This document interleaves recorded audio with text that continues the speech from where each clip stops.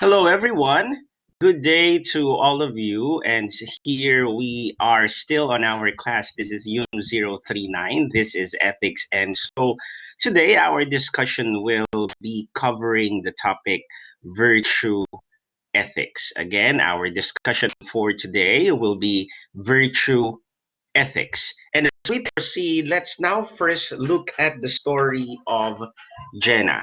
Jenna is a loving mother of six, animang anak ni Jenna, who tries to make ends meet by offering her services for laundry, cleaning houses, taking care of kids or old folks, and just basically she accept jobs that is offered to her. The husband, on the other hand, ang kanyang asawa, is a carpenter who recently had an accident.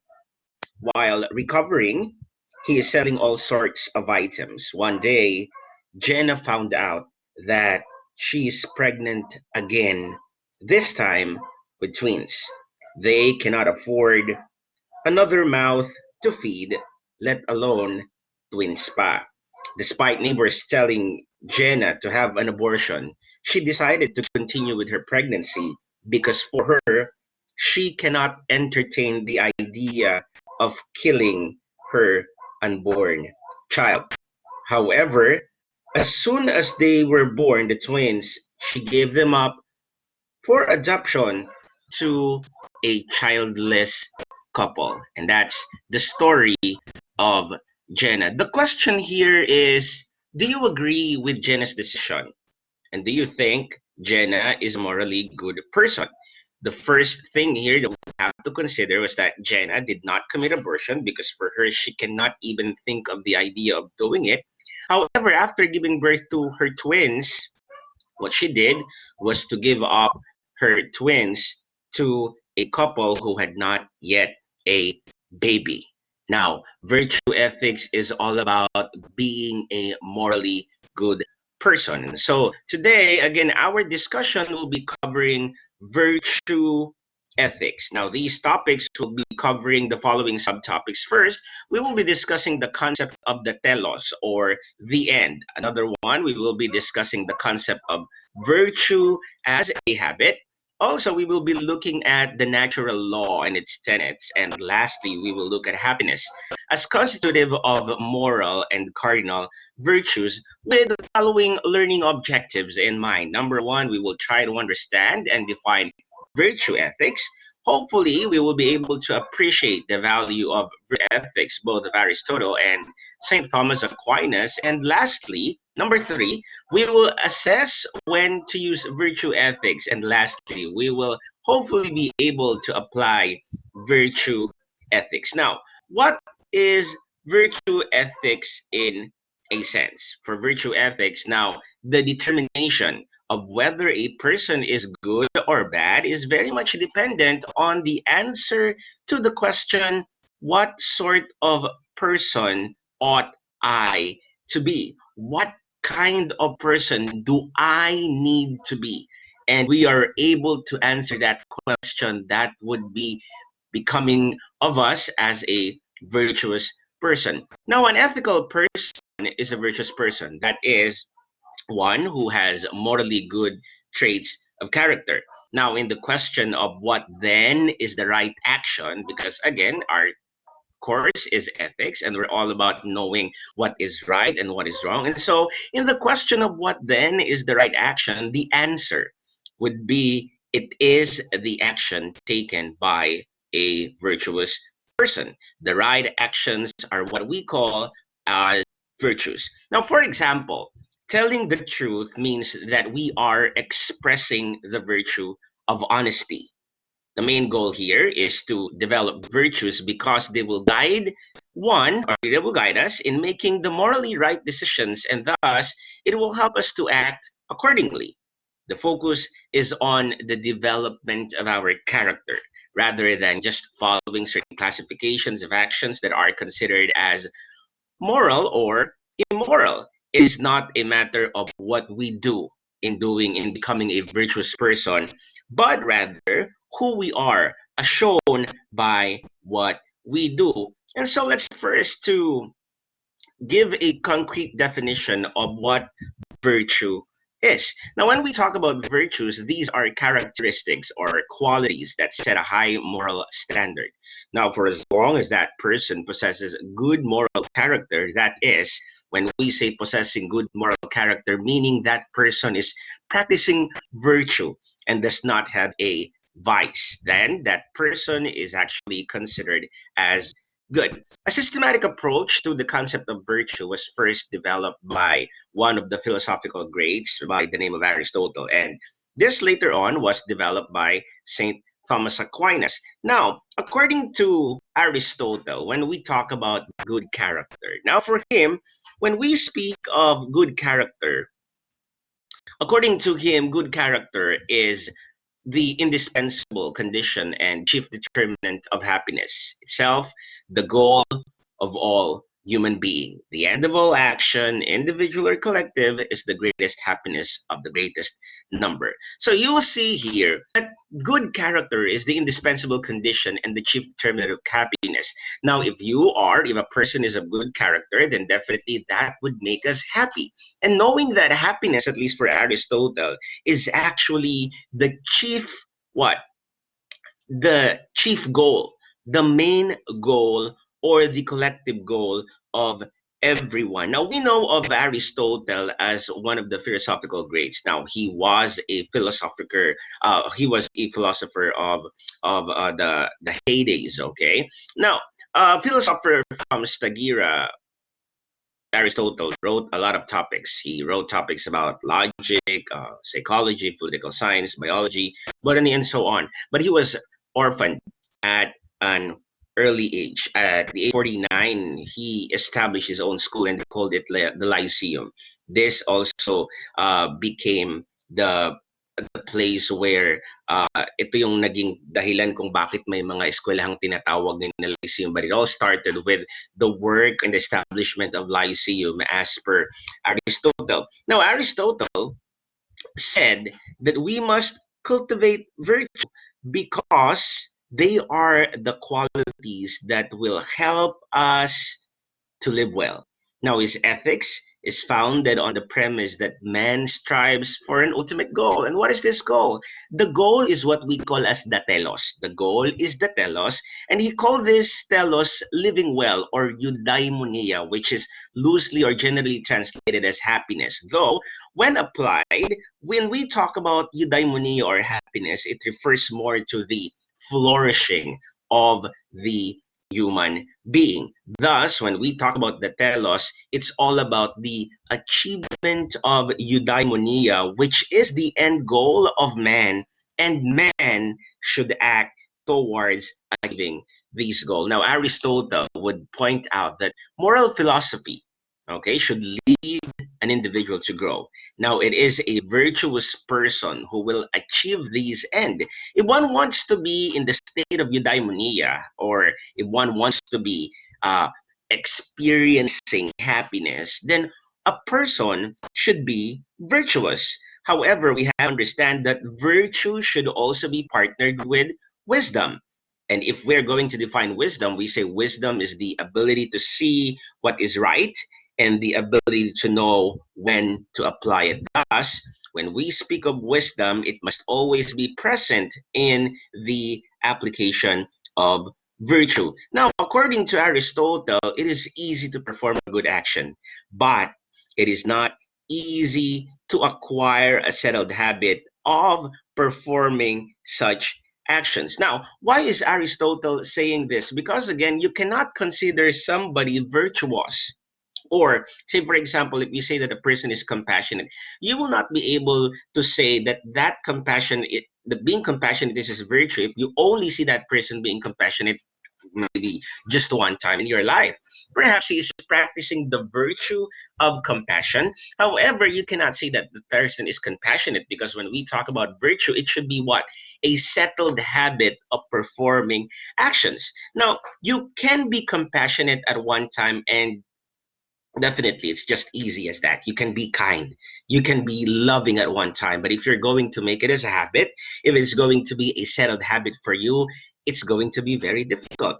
If you are going to be forgiving, you can forgive once, but definitely it's very difficult to forgive a person for the same mistakes all over again. That's the reason why Aristotle said it is easy to perform a good action, but it is not easy to acquire a settled habit of performing such actions. Again, we talk about virtue, it has to be considered as a habit because virtue should be understood as being a habit. It should be something that has shaped one's character through constant and consistent virtuous act. For example, if one can be considered as possessing the virtue of loyalty, then one should be compelled to be loyal at all types of situations. It's not just in a singular situation.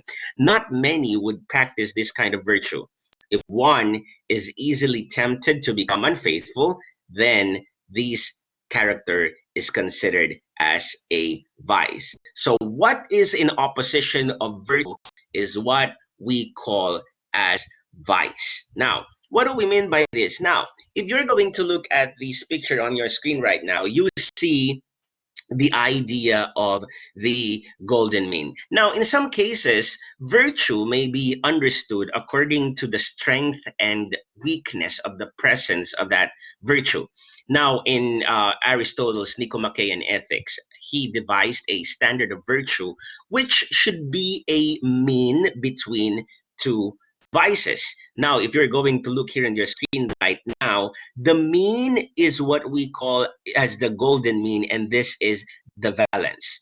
In opposition to that is what we call as the vices. Now, if you are going to look at your screen right now, the virtues are what? You have here, you got bravery, you got industriousness, you have honesty, and then you have action. So these are considered virtues, meaning balances. However, when we talk about the excesses or the vices of which, now you will see here that the deficiency of bravery is what we call cowardice, and the excess of bravery is what we call as recklessness.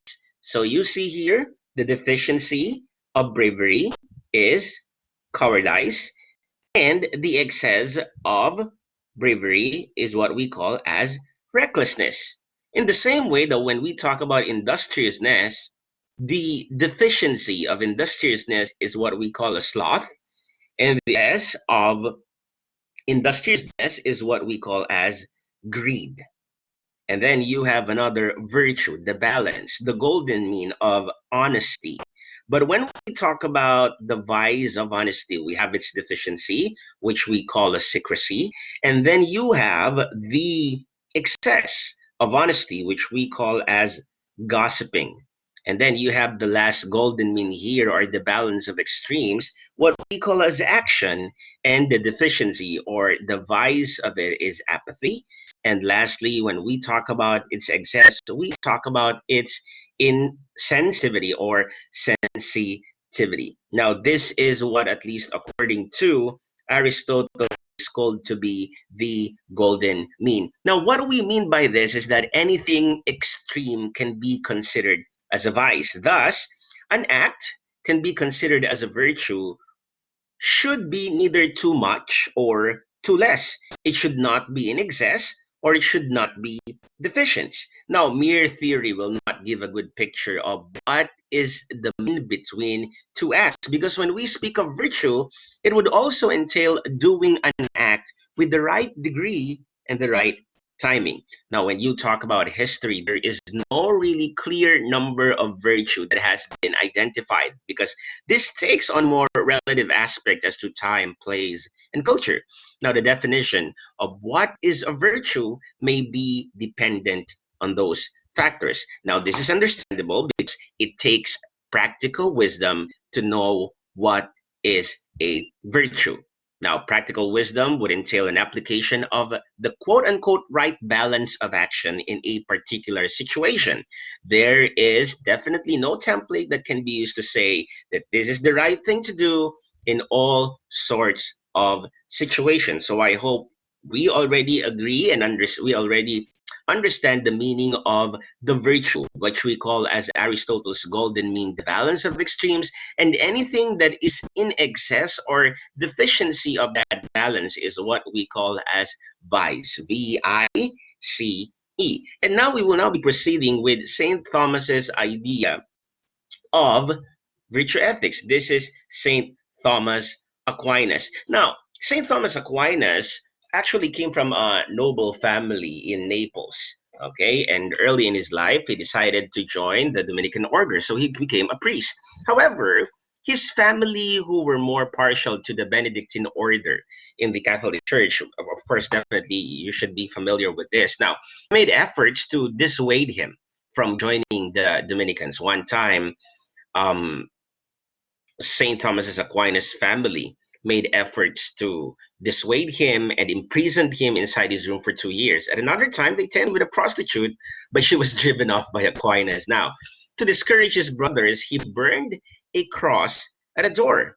And finally, the brothers realized that there is really nothing they can do to change his mind, so they relented. Under Dominican order, St. Thomas Aquinas was mentored by Alberto Magnus, who defended him from those who made fun of him and called him as a dumb ox because of his size and his slow voice. Now, when we talk about the concept of virtue ethics, at least from the perspective of St. Thomas Aquinas, now we have to understand that though Aristotle may be considered as a pagan, Aquinas respected Aristotle's empirical teaching. When we talk about empirical teaching, we are referring to what? Experience, okay? Experiential knowledge of things, okay? And connected it with the Christian teaching.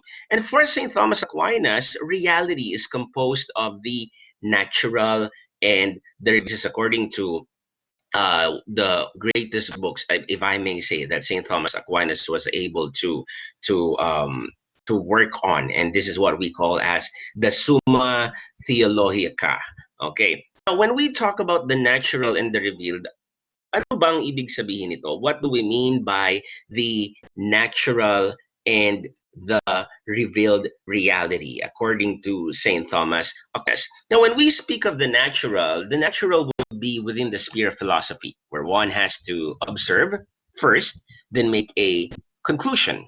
Now, you talk about the observable facts of life. So you talk about what uh, empirical ideas of life. But when we talk about the revealed theology means that our knowledge will come from God's revelation, and that would be within the sphere of faith. So you talk about the empirical idea of it all, plus the what? Okay, the what we call as the sphere of faith, or the theological idea of it, where it mandates believing first. Because again, when you talk about faith, it's all about believing in the things that you do not see, right? These two things would overlap at one point, and his, according to St. Thomas Aquinas, is called as the natural theology, meaning this is making the case for the existence of God using reason and evidence. Now, do you think that there is a reality that cannot be known to man unless man is given divine revelation? Now, for Aristotle, who would say that all created things have a beginning and an end, and that end is the goal of man. This was already identified in the earlier discussion, and we call this as eudaimonia. Now, for the Christians, when we talk about the Christian faith, everything is perceived as part of the divine plan. And for as long as the inherent purpose is being achieved for the fulfillment of the great or divine plan, then one is achieving its end. Achieving that purpose would also be considered as what is best for it. However, for human beings, it gets a bit more complicated because we have been given free will, the capacity to decide based on our own volition. Though the ideal would be the fulfillment of the purpose of the supreme being of God, okay, which he gave to us for the accomplishment of the divine purposes of the divine plan, if we may say. In practice, that might not happen. Thus, perhaps it's possible that we are directing our path, our future, to something that is opposite of the intended purpose given to us. Now, St. Thomas Aquinas believes that as rational beings, as people who are reasonable, we should know that happiness is our own good and is but a natural direction for human beings like us to move towards to. We always have to make sure that we will always be happy because that will be the end goal of man. Anyway, now it has to be emphasized as well that happiness and good life are not the same as that of happiness, having riches, pleasure, etc. Happiness is about becoming virtuous. Now, for Saint Thomas Aquinas, when we talk about becoming happy, is not having becoming wealthy. It's not getting all the pleasures of the world. But for him, when we speak of happiness, this is very much tantamount to becoming virtuous. Now, when you talk about the virtuous life, it is the life that one seeks, where we try to seek intellectual venture, we try to contemplate on things, and we try to pursue God and his essence as practiced within the sphere of our community. Now, also, St. Thomas Aquinas claims that the end goal is happiness, but the right actions depend on the knowledge of God rather than philosophical knowledge. Now, you have to understand that St. Thomas Aquinas is one of the philosophical giants of the Christian faith. That's why whenever we discuss about the Summa Theologica, which he wrote, we have to consider that all that the secular philosophy tried to understand was taken into consideration by St. Thomas Aquinas, and he made it a point that the Christian faith or Christian philosophy has an answer to all of it. Now, when you talk about happiness, at least in this life, it's not all about getting all the pleasures, the riches of this world, but it's all about what? Being a virtuous person. It is what? It is trying to pursue God and not through philosophical knowledge. It is a real experience of a relationship with God. And that is what virtue and happiness means, at least for St. Thomas Aquinas. So you talk about humility, you talk about chastity, you talk about obedience, you talk about faith, and oh, you talk about love. Now, in summary, we have to understand at least that when we speak of virtue ethics, we have to understand that a good person is somebody who is grounded on wisdom and virtue. They have to go together. For Aristotle, he speaks of the golden mean, which is pleasure in moderation. We have to strike a balance so that we would not end up having a vice, which is the extreme of being deficient of the golden mean or being excessive of the golden mean. However, when we speak of St. Thomas Aquinas using Aristotle's philosophy, he said that happiness is also the end. But this kind of happiness will only be achieved if we seek knowledge of God and have a personal relationship with Him. Now, virtuous people will enjoy themselves in the right way, at the right time, and just the right amount. It is from becoming or from being virtuous, as shown in the good actions, in the habitual actions of people, that a person can be considered a morally good person. And that wraps up our discussion on virtue ethics. What sort of person ought I to be? This has been Sir E. Thank you very much for joining me today. God bless you all. I'll see you again next time.